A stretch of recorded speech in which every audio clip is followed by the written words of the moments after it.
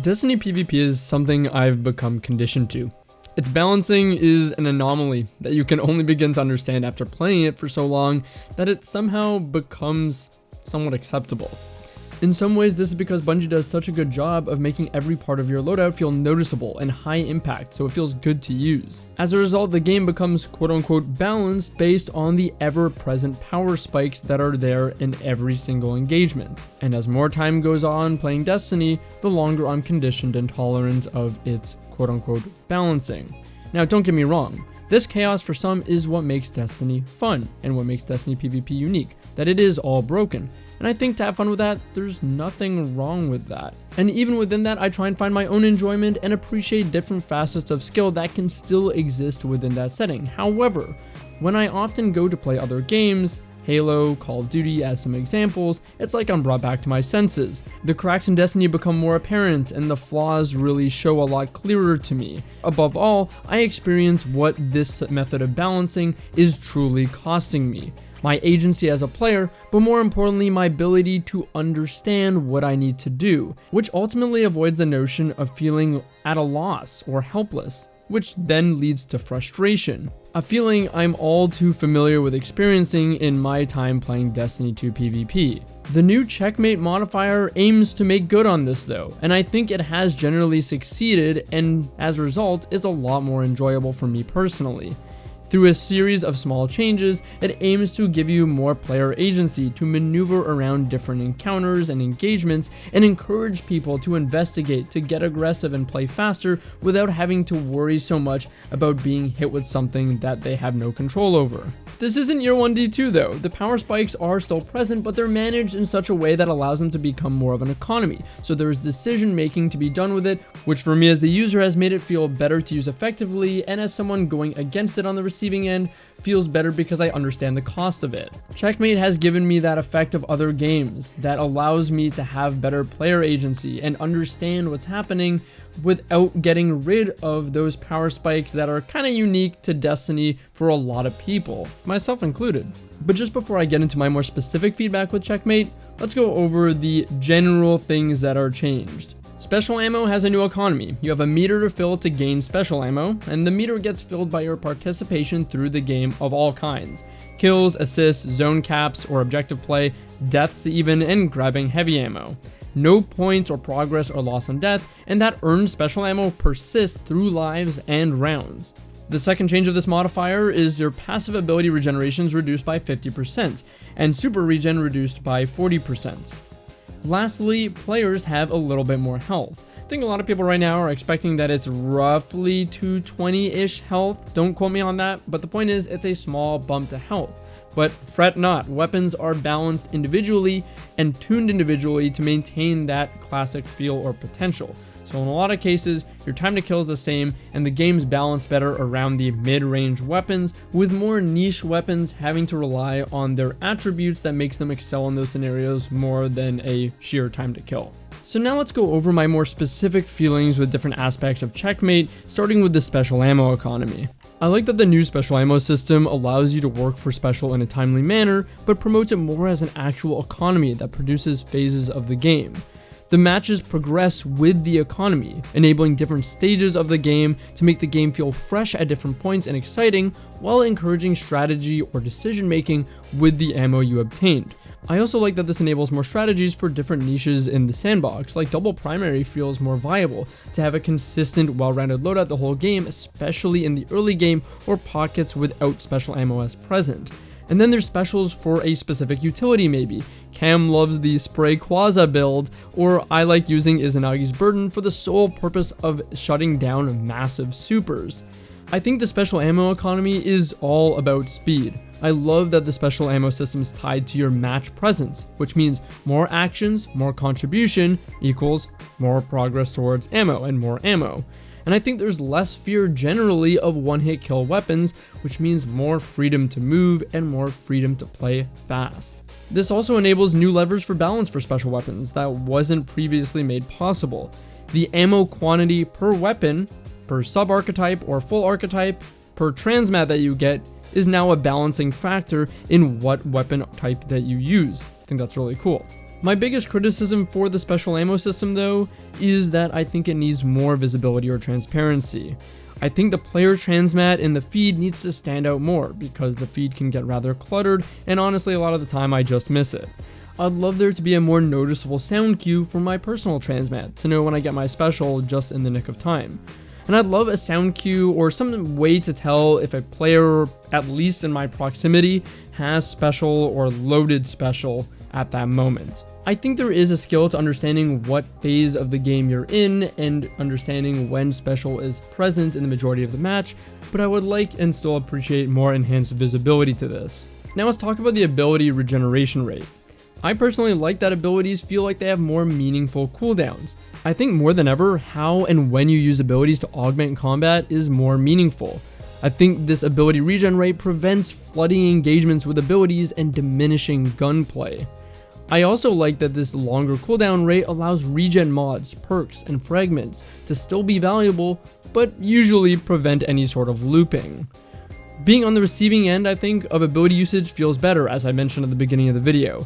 Having knowledge of used ability cooldowns feels meaningful to strategy and pace of the game. If someone uses an ability on me and wins a gunfight as a result, I know they're without that ability for a considerable amount of time, which gives me options. I think because of the difference in ability cooldowns, I think players' values that they have and when they make their builds are probably exacerbated or more meaningful. I think there are three main components of a lot of exotic armor that I've kind of divided and classified in my mind. I like to classify them as power spikes, regeneration, and efficiency. I find that sometimes exotic can have just one of these attributes or multiple. With less accessible power spikes present in Checkmate, I think this presents value for those that want alternate avenues to power spikes via exotic enhancements. Think of Young Ahamkara Spine or a one-shot knife with Atheris Embrace. And for some folks, the longer ability regens presents a value in exotic regen boosts. Despite, still having a cooldown and there's not really increased potency of the abilities, just having the abilities more often could be valuable. Think of, again, Frosty's or Mask of the Quiet One as examples of this. And finally, less general ability uptime presents value for exotics with a passive utility or that excel in uptime efficiency. If you want an effect that is always going to be present, even if it could be a more subtle one, lacking a high power output or power spike, well, this could be valuable to you. Something like Transversive Steps falls into this category, or a lot of speed boots. While I see value in all of these different archetypes or attributes of an exotic, I think ultimately the longer cooldowns make it so whatever you value as a player is going to matter that much more. Now let's talk about the health pool and weapons. I think the boost to health, somewhere around 220, 230, I'm not sure exactly health, is integral to the success of how this mode plays. I think that larger margin of error to investigate or react is why you need that. It allows you to have that agency to try and play aggressively without getting absolutely burned, but not enough to be sloppy. This helps prevent being immediately melted by stationary players waiting to team shoot. And while I am very aware that team shooting is a skill that you want and is a natural skill in FPS games, I do also empathize with the feeling of turning a corner because you see an engagement on the radar and it's two players sitting on top of each other and you just immediately fall over and die to them. I feel that without this light bump to health, it will devolve into more of that gameplay where people are just sitting and waiting and getting instant deletes off each other, something that is still present in the vanilla game. So the health bump actively discourages that type of team shooting by giving you more agency to respond. However, that's a segue into my next point, that there's a larger emphasis on headshots for your fast time to kill. So there's more opportunity to show off individual aim skill, which I'm a fan of. Not to mention the time to kill is still maintained. The health bump doesn't mean you're not killing quickly. The damage on weapons have been altered to make sure that with headshots you can still get a fast time to kill so that you don't have to solely rely on playing off your teammates. You still have personal ceiling. And the last thing I enjoy about the increased health is melees, abilities, and easy heavy weapons like the explosive heavy weapons feel a lot more manageable to fight against, which is great. Now, some things that I think could be improved about this or make me think about this is there is, like I said, an emphasis on mid-range weapon time to kill. So niche weapons, things like High impact pulses, scouts, SMGs, and sidearms, for some examples, have a slightly longer TTK, and more so rely on their inherent advantages more than their raw TTK for how good they excel at their ranges or in their niche. Now, I want to say this is both a good thing and a bad thing. I think there's a lot to be done here in terms of balancing to get to that sweet spot and the right mark. So right now, it's neither a positive or a negative. I do notice that many weapons try and lean towards the hand cannon or mid-range time to kill, but a lot of those weapons require more time on target, more shots or headshots landed, and typically get ruined by hand cannon flinch, which is something I don't like and I feel like is a flaw with the weapon balancing.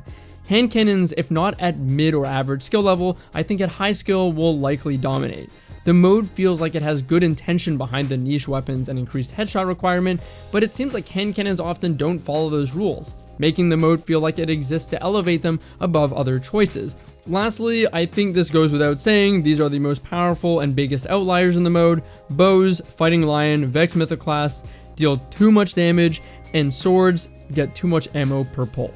My last major feedback point is about the pace of the game. I think all of these factors I've discussed harmonize to have a golden ratio of being able to have enough of a margin of error to invite you to play fast, investigate, and challenge fights, and being actively encouraged to do so, but not enough of a margin that you aren't punished for being sloppy. I think right now we are in that place that feels quite good.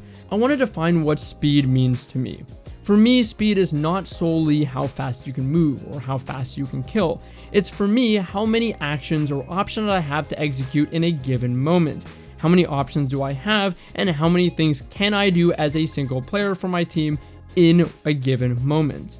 Now, I think that those other factors like movement speed and even how fast you can kill can contribute to that, but too much of it can make it have an adverse effect that ends up making the game play slower. But think about snipers, the most infamous example of this. A sniper being present has people playing overly cautiously, and a faster time to kill where people are worried about being deleted has people afraid to peek. There's not enough a margin of error to play with. However, in the current mode of Checkmate, the special ammo system exists to introduce that speed through the match and makes it feel faster progressively instead of present persistently, causing you to always err on the side of caution. Lastly, within our pace of the game category here, I want to talk about holding setups and deathballing. And are you without as many tools to counteract deathballing or discourage deathballing or break setups on a regular basis if you don't have special weapons as often or abilities, those power spikes? Honestly, to me, I believe the key to countering setups is good team play. Identifying when you've produced space by backing someone off and taking said space with your team, and again, baiting and switching and playing with your team to do that and take advantage of that quickly and aggressively is the key to breaking setups.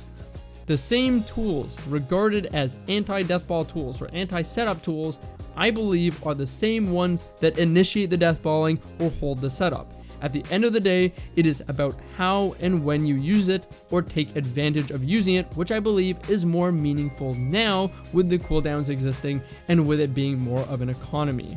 My last bit of feedback is just about the game mode itself. I think games feel too short in Control for Checkmate. It feels unresolved a lot of the time when it ends. The game length has supers closing the game instead of allowing like a comeback period after like a 60 or 70% point in the game, and diminishes the super economy's meaning. And I think heavy is just a little too frequent. I think heavy is a lot more compatible in this mode, so honestly it's not bad with multiple spawns. So I think it should be maybe like every 3 minutes or so feels like a good cadence, just a little slower than what it currently is. And I don't believe it should give special ammo bar progress either. I think at times it just feels a little too snowbally. Anyways, those are my thoughts on Checkmate. I am absolutely loving and adoring it. I think this is a fantastic formula and groundwork that we have. It just needs like just small tweaks that'll really just keep getting it there and perfect it, and I'm really excited about that. This mode, this modifier, whatever you want to call it, has me excited about Destiny 2 PvP again, which is not something I anticipated. It was not on my bingo card. So great job.